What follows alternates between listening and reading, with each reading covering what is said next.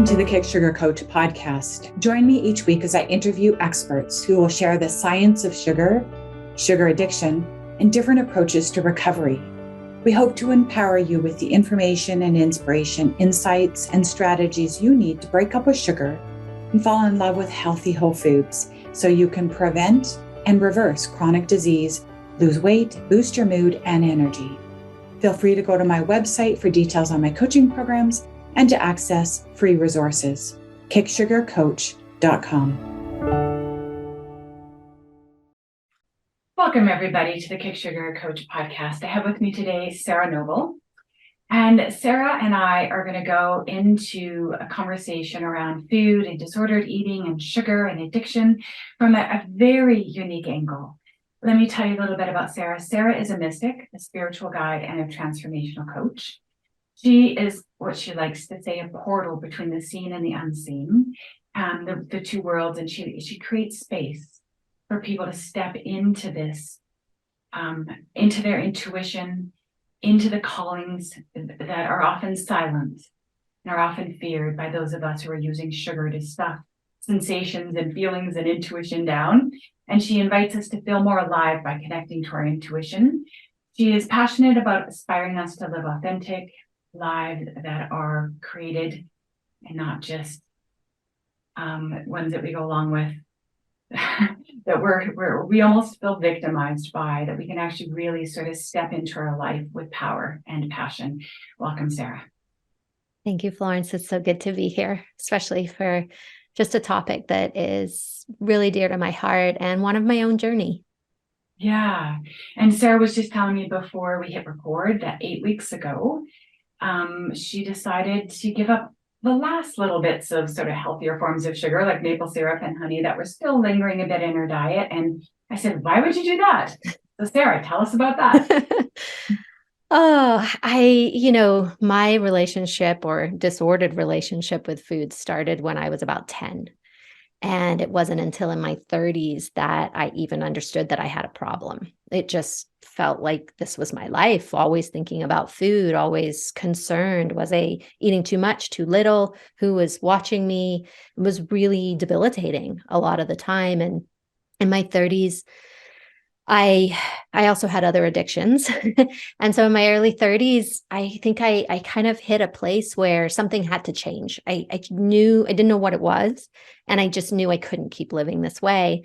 So that began, 20 years of really diving deep with who I was, who I am, who I want to be. And over that time, my relationship with food has changed significantly. And I've been vegan, vegetarian for quite some time. Yet sugar is that one thing. It's such a slippery slope. I find caffeine is a little bit like that too, where, I'll just have a little. But then it's like, all of it, I'm eating it every day. Like, how did that happen? I want it after every meal. And so it was, as I've really been coming more deeply connected to my intuition, following a spiritual path, having a business that is based on spirituality and intuition, there's this real deepening that keeps happening for me. And each deepening is like a portal into something new. And I think this was the sugar portal. It was one more thing that I felt could control me or have where I was not in right relationship with it. It wasn't just something that I choose. All of a sudden, it chooses me. and I'm here devoted to really being in a place where I choose what I really, really want, not being in a place of unconsciousness where something gets to choose me. Interesting. So what benefits have you seen? Because you're already eating really well and you've done so much work physically, mentally, emotionally, spiritually. And that last little bit of honey that you used to have and a bit of coffee and the last little bit of maple syrup. I mean, did you really notice a difference from just letting the last of the sugar go? I did, actually. Like, surprisingly, I sleep better and I don't crave something sweet after every meal. And what I would do is I'd have a jar of chocolate chips, the little mini ones in the fridge. And I found like I was eating them after every meal. but it's just a couple and they're just little ones. And it's like, well, what are you going to do if they're not there? Like, because this part of me wants those chocolate chips, and unconsciously, right? Like I believe or have experienced that so much of our addictive behavior lives in the unconscious part of our psyche. So that's why we can be doing an action that our mind is like, no, no, we don't do this, but our body and taste buds are doing something totally different than what our mind is saying we should be doing, and should used very lightly there. um so yeah, I gave up those chocolate chips. I find after each meal now, I'm just satiated. I eat really well when I eat. It's helped me stop snacking. It's helped me get up earlier because I can fall asleep better. I had a friend recently comment like how much clearer my skin looks. And I feel I've been in this is actually coming to me as we're talking. Like these things weren't even really thought out or planned. I really had hormonal imbalances as I've gone through perimenopause into menopause. And I lost a lot of hair, like significant. And there were stress factors and other things. But even though the hair's grown back mostly, I still lose a significant amount of hair compared to what I would love. And I was just in the shower this morning, washed my hair, and very little came out. And I don't know if it's all like I can say it's sugar, but I notice these things. They are changes that have happened because of this commitment that I'm inside of to live the best version of my life. Incredible. I know there's many of us who walk this path, who've been on again, off again, experiment with leaving just stevia in there, maybe just honey, because it's a whole food. And playing around between the 99%, or we start 80-20. Many of us do that just a little every now and then, right? It kind of works out about 80-20. And then maybe we bump that up, and then we're at like 99%. And there might be just one little sweetener that we're hanging on to. And when we finally let it go, it's like it's almost night and day. Sometimes it's almost night and day. And part of that, I think, is because it finally closes the door for the unconscious part of us to know I can always go back to sugar if I need a little something outside of me to bring that comfort, that feeling I'm going to be okay, or I'm okay. So do you feel like it sort of created a vacuum, a little bit of space for you to go even deeper in terms of connection to yourself and your intuition? Yeah, and as you were talking, that's what I'm seeing and experiencing is I don't know, it's kind of a chicken and egg. I don't know which one comes first. Is it because the sugar was there, the deepening space was available, or did I deepen into the space and then I was able to let go of sugar? So both are happening at the same time. And I am inside of a coaching container that is really about deepening into the truth of who I am. And they've sort of gone hand in hand. So the more loving that I am with myself, the more connected I am to the truth of me and what I really, really want in this lifetime. And that's the place that I live from. The other things fall away. I don't need them the same way that I used to when I was hiding from things, right? Not willing to look at those things, anything but that. Don't make me look at that. Make me feel that. Don't make me feel that. No, I'm going to run. Yeah. So it's been a path of feeling and deepening. Mm-hmm. Mm-hmm. I think that's why addiction is so on again, off again. Every addict on their journey, all of us. I can imagine there's rare exceptions. There's always the outliers, but generally speaking, there's on again, off again. Because it's kind of like we put it down, we create this vacuum, we become really close to the fire. Those feelings, the stored trauma, the limiting beliefs, with all the stuff that's sort of in the unconscious that we don't even know we're running from. But all of a sudden we start to get really close to it and we spook and we go, whoo, right back to the comfort of whatever's in the pantry. And then we spend longer times learning how we create the vacuum, and we're forced We are forced. When we put sugar, flour down, emotional eating, like we close that door, alcohol, cigarettes, whatever, we kind of create this vacuum and we're forced to either find another addiction, which is easy enough to do. We probably have some backups right there in line, or to learn how to spend a bit more time in the uncomfortable and the unknown. Mm-hmm. Yeah, I talk about my path when I refer to my story as it's a path of initiation by fire, because it was learning to step into the fire rather than turn and run from it, which I did for years. Mm-hmm. And it is incredible when you start to have the courage to just step into the fire, knowing that you will burn. It's excruciating at times. And what happens after is so worth it, because the you that emerges from the flames, from the ashes, from everything that gets burned away is incredibly rich and powerful and intuitive and available for love, available to live the life that you dream of. When you allow those costumes, the programs, the patterns all to burn away. Incredible. If I was an addict in early recovery, I'd be like, oh, I'm not going there. I don't want no fire. I will forego the resurrection to avoid the burn. So tell us a bit more about what that burn looks like. What does it like when you put your addictions down, when you stop using food to sort of comfort ourselves instead of showing up to be there with ourselves? What does that look like and feel like? In the sense of what changes in like the outward world, or going into the fire. What do you mean by that? That sounds perfectly terrifying. and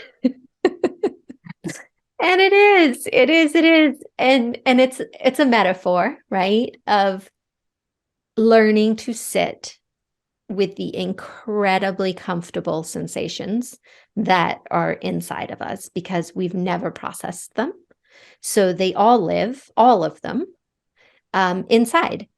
And what happened for me was, in the beginning, maybe like a glass of wine was great, but 10 years later, I'm drinking 2 bottles of wine.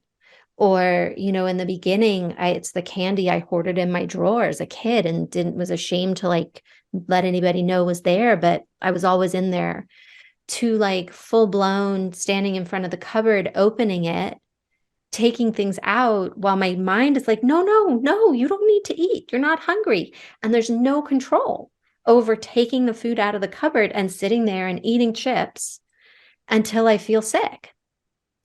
And so, yes, the feelings are uncomfortable. Yes, they will feel like you might die, because I think that's what we believe in those moments, is that we will die if we stop to look at these parts. And for me, it was a slow process. It was like toe in the water. I didn't immediately jump in the fire. Like that was way too scary. I carried a therapist's card in my wallet for a full year before I had the courage to call. Even though he came highly recommended by a number of friends, it sat there until one day I remember exactly where I was. And I was like, I have to call. Something has to change and I can't do it alone. And I called him up and I saw him for a year, every other week. And that was my first fire, but it was more like just that, okay, I'm doing something different. And he gave me practices and I did them. And I started thinking differently. I started meditation where I would follow a guided meditation that was all about just being with uncomfortable feelings. And I started to build a capacity to sit a little bit closer to the fire and a little bit closer, until I realized, oh, now it's time. I got to go in the fire, because that's the next step. But it wasn't jump in the first day for sure. He wasn't walking across hot coals. Well, people were cheering you on. Yeah. Mm-hmm. I have a blog article that I wrote, actually, an email that I wrote it to people in my group coaching program, and it was all about, I've never had a conversation with someone before about getting close to the fire, but I say, when you're in the ditch, if you've relapsed, if you've gone back to the food, it's okay. You're just going for a breath. You're just going back to where it feels safe and comfortable, and you're okay. You won't stay there. You will awaken again, and you'll be ready, and you'll come back in, and you'll sort of get close to the stuff that's spooky. That's eventually you'll realize isn't all that spooky. It's just the fear of the feelings is really the worst of it. And once we uncouple the fear from the discomfort, we realize, oh, those are just sensations. Those are just sensations of memories of things that have happened in the past, and they're not happening now. Yeah. And yeah, it's such a beautiful way of coming home. And our addictions drive us. They require us to do that, to be able to get abstinent and stay abstinent, or to be able to let go of self-harming food behaviors that we're so desperate to get rid of because either we're overweight or we're depressed or we have diabetes, and there's a really good reason we're literally trying to save our lives now. But when we're caught between that rock and a hard spot between, oh man, I have diabetes and cancer. But I have to give up these foods that feel like life and death to me. And yeah, it's a heck of a journey. Talk to me a little bit more about what is intuition. What is intuition? Intuition, in the way I experience it, is my internal knowing, the part of me that knows without understanding why. I just know, like, I have to do this, or I knew the answer, or I saw that coming, or it's that part of us. And why I'm so passionate about the journey to uncover and develop our intuition is related to this addiction, because all my addictions covered up my intuition. They covered up the part of me that knows what's best for me, that knows what I want, and isn't about people pleasing. My intuition is not interested in if you're okay with what I'm doing. It's interested in me and advocating for me to choose me over and over and over again. And that's the muscle that gets atrophied when we drink and eat and use outside substances to negate, right? To cover up that part of us. Because I believe underneath, we know we want something different. And a lot of us say we don't know what it is, but I believe it's just because it's so deep inside us, underneath all the layers of the trauma, of the pain, of the unfelt feelings, that we're so disconnected from it that we can't access it. So for me, intuition is the journey of turning inward, and it's turning to face all the things we've been running from as a way to know and love ourselves more deeply. Yeah, beautiful, beautiful. And I was just thinking about how many people on this planet are truly suffering because of their consumption of refined carbohydrates. Millions, millions, and hundreds of millions. It's affecting all countries. Diabetes is exploding in the Middle East, in India. It's not just North America. It's growing, the problems that sugar is contributing to, and the way that it's creating extraordinary mental and physical suffering. And how many of those people know the sugar is a piece of it? Now, today, more. Many of them have no idea, but many know. And yet, how many will have the intuition, will be able to hear it or connect to it, and then have the courage to act on it? Say, hey, maybe I should cut back. Maybe I should even let it go. Right. And so it's interesting that people who are listening to this podcast have already awakened. They've already heard that intuition. They are connected enough to some part of themselves that knows, hey, knock, knock, hello, can we do something about this sugar thing, all these processed foods that are crowding out the healthier ones, and really they're making us feel bad. And so in a way, it's kind of amazing that we're this far, that we have enough of a connection, that we know this much. It's a truth, it's a knowing, or we wouldn't be here, because it's not an easy one to listen to. How many people hear, I should cut back on sugar, and they're like, la, la, la, not happening. But what happens when they hear, they've awakened, they know, yeah, this dynamic I have with food is self-harming, and I want to let go of the processed stuff. I want to eat more healthy, more whole foods. And yet there's this massive resistance to that it brings up fear and terror and resistance. And yet, so they know that it's not as simple. I have the signal, my intuition is talking to me. And now as I try and sort of move forward with that, I face all this resistance. So what do we do with that situation? What has really changed my journey is working with the resistance, right? We have a tendency as a culture and a society to talk about our blocks, talk about all the things that are wrong and need fixing. Where I love the viewpoint that the very thing that is in your way is the exact thing you need to move forward. You don't need to wish it away. You have resistance? Great. You've got something to work with. It's right here. It's in your face. You can feel it. It has a texture. It has thoughts that go with it. It probably even feels like somewhere in your body. That's the ticket. It's working with what is happening, not trying to change everything. It's turning towards it and actually utilizing it. Like the obstacle you see is actually the path. So for me, that's been really powerful because now nothing's wrong with me. How do I take the things that I would like to be different and just harvest all the power from them and then use it for actually what I want rather than what I don't want? That's another thing, right? As a culture, we're taught to speak in terms of what we don't want rather than what we would love. And it's very disempowering. Like I hear it in my kids when they're in the mode of, I don't want this and blah, blah, blah, blah. I'm like, that's whining, right? But I don't want to tell them they're whining, but it sounds like that. Whereas if they actually just said what they wanted, Mommy, I don't like that. I would much rather blah, blah, blah. Now they're empowered and they're asking for what they want, as opposed to it sounding like whining. So that's the place, right? We take our life. Our life is the substance. It is the curriculum that is ours and ours alone. And we use our own journey, our own pain, our own points of trauma to find the freedom that we step across that threshold. Incredible. So I'm going to give you a real life example, embarrassing as it is.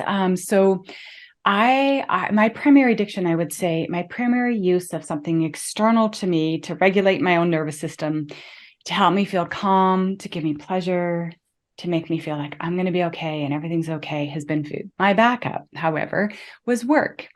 And by work, I mean just coming up with a solution to a problem I perceived and kicking into gear, right? And so that to me is where I think, oh, if as long as I'm taking action, the fear doesn't bug me because I'm in motion. I'm doing something about it. I feel hopeful and optimistic, but it becomes a pattern that is no different than what I was doing with food, right? Like in a way. So I have had in my life the very clear intuition, you need to work differently. You need to work less. You need to bring more balance in here. You need to do more of this and less of that, less of the work and more of the self-care. And I'm like, yeah, and I feel that. That's what I want. It feels exciting, getting into nature more. And then boom, there's this other part that comes in to say, don't drop balls. Don't drop balls. Don't go flaking out like you did in university where you didn't go to a single 8 a.m. class at all. You damn near failed out of first year. Like, don't go dropping balls, right? Don't go being irresponsible and flake out and dance through the tulips and forget that there's responsibilities. So what do you do? Because they're making valid points and it keeps me kind of in this tension and this polarized place. And what's your advice for those kind of scenarios? Because people have that with food. Yeah. I want to give up I sugar, get that. but I don't want to give up the comfort. Mm-hmm. Right? I don't make me pick between those two. So I see those as two different things. So the one with this is this is comfort. This is, I don't want to give up. We have to be empowered and make a choice. Which do you want more? Do you want to keep being addicted, or do you want to change? I think there is a place in there where you have to make a choice between the two. Then what you're talking about with the voices that come in, it's changing the relationship we have with them. Because those voices, they've been around for decades, right? For most of our lives. And those voices, they are doing what they do because they love us. We put in our defense protective mechanisms early, usually childhood. And then we go through life living inside of them. And now here we are, grown up and wanting to do something different. But that little kid is still terrified. So those voices that tell you don't drop the ball, like, what do you think you can do? Like, run a business and dance through the tulips? Those voices love you. They are there protecting you because they really do think that you could die if you were to go dance through the tulips instead of sending that email. They are very valid. So it's not about making that part of us wrong. It's about renegotiating the relationship we have. It's recognizing what that voice is trying to do and then seeing it for the misunderstanding that's happening, right? It's not even wrong. It's just that part of us has a misunderstanding about the way the world works. It truly believes that you could drop the ball.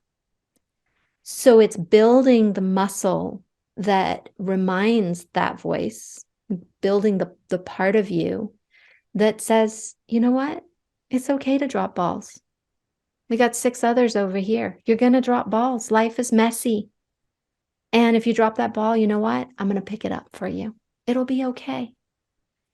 And it's creating those dialogues inside ourselves that allow for all the voices to have a say and to count, but to really start to choose which ones we're going to allow to make the choices for us. Right. Profound. Right. And it's interesting because I think there'll be another part that's like, oh no, can't I have both? Is there a sweet spot here? Like, can I have the cake and eat it too? Or yeah. Yeah. And that's that part, right? That's the part. So the way I see that is the consciousness of us is the part that remembers that it's okay to drop the ball, that I'll pick it up for you. And the unconscious part is terrified that if you drop the ball, that somebody will die. And then the part that wants both, I see that as the part that's on the threshold. That's like, oh, but that's the old way. That way worked for so long. Can I still bring it with us? But I really like the new way. And it's in the in-between. It still hasn't quite crossed the threshold into the conscious. And that's a really powerful place to be because we're really teetering in the unknown, right? God, what's going to happen? What if we drop all the balls? And this part is learning a new way of being. And we get to choose. Does that part want to dance as it learns its new way of being? Or does it,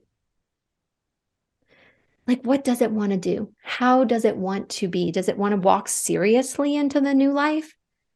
Or like have a whole lot of fun and do cartwheels? Like we get to choose in those threshold moments. Incredible.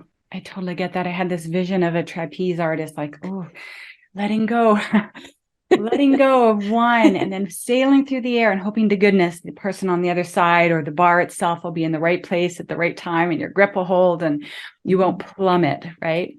But it's good to know that even if you plummet, there is this safety net that's always there. And if we trust that changes everything. Yes. And with that, right, like that trust, by building our intuition and by renegotiating those misinformed stories and beliefs that we hold, what we learn to do is trust ourselves. So if we fall, we don't have to give all of our trust to the fact that there's going to be a safety net. We can trust ourselves that we can maybe land on our feet, or maybe we can do a somersault, or maybe we can call a friend real quick to catch us before we land. Like we begin to build the resilience inside ourselves that says, oh, I got your back. Look at me. Sorry, that's my dog. Okay. My dog agrees. Yes. Yeah, so we become our own lifeboat. And then, so then when something happens, everything just doesn't, fall into chaos because we're actually the captain of the ship. We're the one that's got our back and is there for us time and time and time again. We stop abandoning ourselves and we start showing up for ourselves in a different way. And just like any relationship, that doesn't happen over one night or one coffee date. That happens by creating and crafting real intimacy with ourselves the way we would with somebody that we love and that we want to really deepen that relationship. So it's having that for ourselves. And as we learn how to show up for ourselves with the comfort that the body and the system and our parts are really looking for, that what's his name? Lucky. It's all good. Yeah. Okay. Thank you. Life, not worried at all. I was just thinking, we'll take Lucky as our cue that we're hitting on something good. Yes. In that journey of learning to slowly turn and be able to truly be there for ourselves, to have our own back, to feel like we know how to connect to ourselves in ways that are truly, truly meaningful, then, food stops being the thing that we need because it's truly just a placeholder. And before we were hitting, I hit play or record, you were talking about how you felt like you just needed to do less control with your addictions, that they just kind of fell away, or not that. Yeah, talk a bit more about that whole sort of feeling of I don't need to be applying control. That eventually is not something that I need to do. Yeah, for me, my journey out of addiction was less about learning how to control my addiction and more about letting go of control. The less things I tried to control, the more I built the frequency inside myself and the capacity inside myself to let things go awry and totally get messed up. And I'm still okay. Oh, look, like I made it through that. And relinquishing control, surrender, right, is the word. The more I learned to surrender to life just being life, the addictive behaviors weaned. Like I weaned off them. I didn't necessarily do a cold turkey with leaving things because that didn't feel in alignment with me. I know that for some people that is absolutely the correct path for them. For me, it was gradual. It was, again, toe in the water, testing. What would it be like if I didn't drink every day? And what if I didn't think about food all the time? And it was learning other ways to cope in those moments.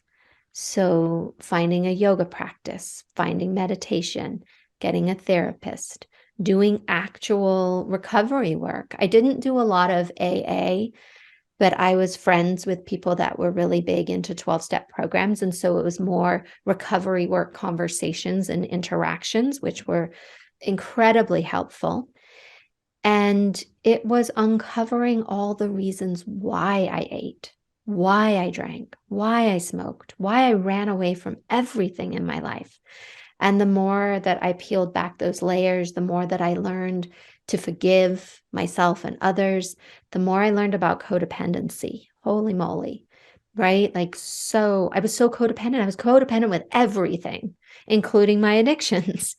And as I peeled away and became more knowledgeable about what actually is codependency, that really helped. That was significant. And even now, all these years later, I still am like, oh, I'm more worried about what you think than I think right now. Like it still threads its way through. And I find those are the moments, right? If I'm more focused on you than I am on me, I'm going to want to do something that isn't in support of me because now I'm trying to manage you in order for me to feel better. And now I need support to do that because it's not my job. And when I really remembered what is my job is me, taking care of me, I had less need for something outside of myself to soothe me because I learned how to soothe me. Amazing. Is there anything more you'd want to say about codependency, maybe for people who aren't so familiar with what that means and how it plays into addiction? Yeah. So when I first learned about codependency, and it's I love how things work in synchronicity because I was just had this memory today and I haven't had it in a long time.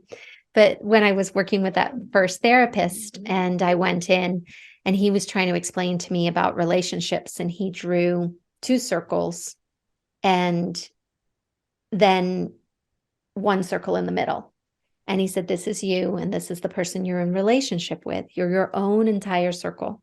And then this circle in the middle is the relationship you create together, both with, you know, what was the word? Like agreed upon ways you're going to interact in this relationship. Well, for me, the way I thought it should be was basically two circles on top of each other. What do you mean this person isn't here to take care of me and to read my mind and like absolutely support me in everything? And I'm going to bend over backwards every time they need something. Like, isn't that what relationships are? Don't we complete each other? And I could not wrap my head around what he just showed me. I was like, no, that's not how they work.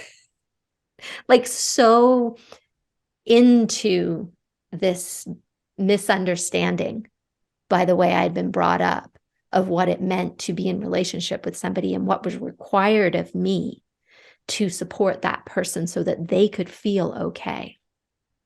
And all of that had to be demolished and dismantled and untangled in order for me to recognize that I'm my own circle. And this, when I focus on this and I have boundaries, that boundaries actually let more love in. They're not to keep people out. I had no boundaries, and that's why I needed substances because I was just so overwhelmed by everything that I felt I was required to do for others and for relationships and for my life that there was nothing left for me. Incredible. Yeah. Mm-hmm. I can imagine if other people were to draw that Venn diagram, that I had this visual of my circle and someone else's circle. And my childhood programming is that I'm responsible, like the codependent, like that I'm responsible for caretaking other people, that they need to be okay first, and then I can be okay. Yes. I can take it.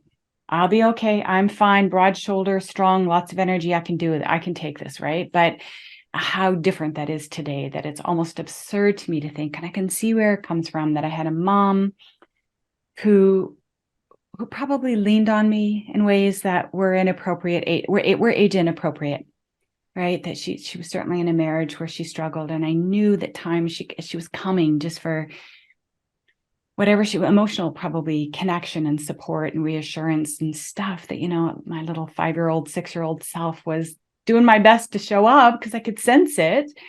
Right. And that was my early programming. And yeah, how far, far, far away I am from that. And I love the idea of there being a space between this circle and this circle, that they don't touch, that there's a yard, there's a fence, there's space, there's like a bit of buffer, there's white space between, the margin between me and my boundaries have buffer. It's not butt right up against the world. Yeah.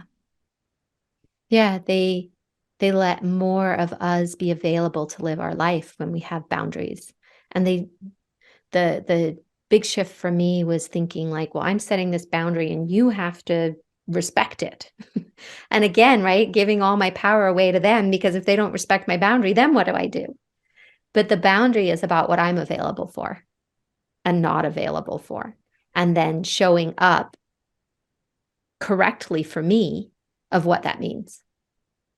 And if that other person wants to cross that boundary, then I have tools that remove me so that I don't have to, again, now be in relationship with this person in a way that is giving my power away to them.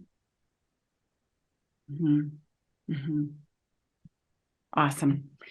Is there anything else you would like to say about the topic of our relationship to food, our use of it for emotional purposes, maybe about addiction and addiction recovery that we haven't covered yet?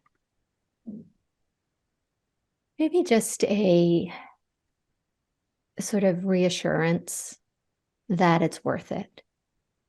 The person I was 20 years ago, I mean, I just love her so much because she was in so much pain. And she absolutely did the best she could. Like, she showed up terribly, but she showed up 100% in ways that I was really judging of. And the person that sits here today having this incredible conversation has walked the path, has continued to turn towards, and it's layered. It doesn't all happen overnight. It is a journey. It is a dance. It's a song. It's something that we're meant to experience. And when I look back, everything was worth it. Every time I got scared and I found the courage to go deeper, to open more, to stand up for myself more, to choose me, to decide that I was going to do something different, even when other people around me were not happy with my choices, because I was not hanging out drinking anymore, or I was not engaging in codependent relationship anymore. And it got turbulent, but it is so worth it. Like, I would love to inspire the listeners that however hard it feels, just take a baby step, because you will not regret it. It might feel like the world is falling apart sometimes when you take that step, because it is. But it falls apart in devotion to who you're supposed to be. I love that. And also that it might feel like it's not going fast enough, that it might feel like, oh, this is getting worse. I'm not getting anywhere. I'm still in the cupboard, or I did so well. And then, oh man, I relapsed. And that makes it look like we're never going to get this. But there's all this secret work happening inside us. We have no idea is totally transforming us, and it's giving us resources that one day will sort of become more obvious when we just have longer stretches of not needing the food to show up for us, to comfort us, that we're learning how to do that. Yeah, one of my favorite quotes on my journey, because I've experienced what you're talking about, where I just got so frustrated with myself that I wasn't further along, or I hadn't gotten there yet, wherever there is, right? Yeah. And and it's a quote by Hafiz, a poet from ancient times, and it says, "The place you are right now, God circled on the map for you." And whatever word works for you, if God doesn't work, put in something that does.